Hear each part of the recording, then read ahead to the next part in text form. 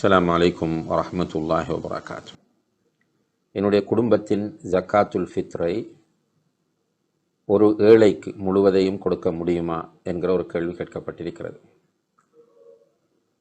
அன்புள்ள சகோதர சகோதரிகளே, ஜக்காத்துல் ஃபித்ர் கட்டாய கடமை என்பதை நாம் எல்லோரும் அறிந்து வைத்திருக்கிறோம்.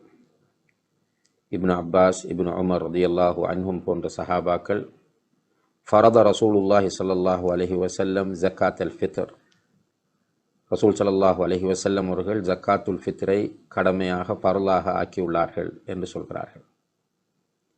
ஜக்காத்துல் ஃபித்ர் ஒவ்வொரு முஸ்லிமின் மீதும் கட்டாய கடமையாகும்.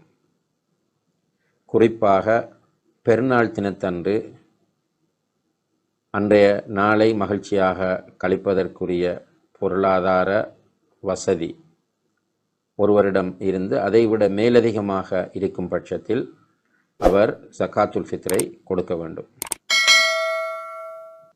ஒரு குடும்பத் தலைவன் தனக்கும் தனக்கு கீழ் இருக்கக்கூடியவர்களுக்கும் ஜக்காத்துல் ஃபித்ரை கொடுக்க வேண்டும். ஒரு வீட்டிலே 5 பேர் இருக்கிறார்கள், கணவனும் மனைவியும் 3 பிள்ளைகளும் என்றால், இந்த 5 பேருக்குமாக குடும்பத் தலைவன் ஜக்காத்துல் ஃபித்ரை கொடுப்பது கட்டாய கடமையாகும். ஒருவருக்கு 2.5 கிலோ அரிசி என்ற அளவு, அதைவிட கூடுதலாக கொடுக்க விரும்பினால் குற்றமில்லை. ஒருவருக்கு 2.5 கிலோ அரிசி என்ற அடிப்படையில் இப்போ 5 பேருக்கும் 12.5 கிலோ அரிசி ஜக்காத்துல் ஃபித்ராக அவர் கொடுக்க வேண்டும். யாருக்கு கொடுக்க வேண்டும் என்று கேட்டால், மிஸ்கீன், குறைந்த வருமானத்தோடு இருக்கிற ஒரு ஏழை, அவருக்கு கொடுக்க வேண்டும்.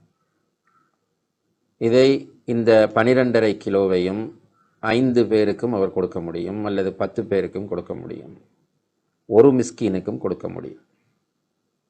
இதிலே இந்த வரையறைகளையும் நபிகள் நாயகம் ஸல்லல்லாஹு அலைஹி வஸல்லம் அவர்கள் சொல்லவில்லை. அந்த மிஸ்கீனை எப்படி தீர்மானிப்பது என்று கேட்டால், சமூகத்தின் பார்வையில் ஒருவரை மிஸ்கீன் என்று நாம் அடையாளம் காணும்போது அவருக்கு நம்முடைய ஜக்காத்துல் ஃபித்ரை நாம் கொடுக்கலாம். அவரை கடுமையாக விசாரித்து இவர் மிஸ்கீன் தானா இல்லையா என்று கடுமையாக ஆய்வுகள் செய்ய வேண்டிய அவசியம் இல்லை என்பதையும் நாம் கவனத்திலே கொள்ள வேண்டும். எனவே நம்முடைய வீட்டில் 5 பேரோ 7 பேரோ இருந்து அனைவருடைய ஜக்காத்துல் ஃபித்ரையும் ஒரே ஏழைக்கு, ஒரே மிஸ்கீனுக்கு அல்லது ஒரே ஃபக்கீருக்கு கொடுக்க நாம் விரும்பினால் கொடுப்பதற்கு மார்க்கத்தில் தாராளமாக அனுமதி இருக்கிறது. அவ்வாறு கொடுக்கலாம்.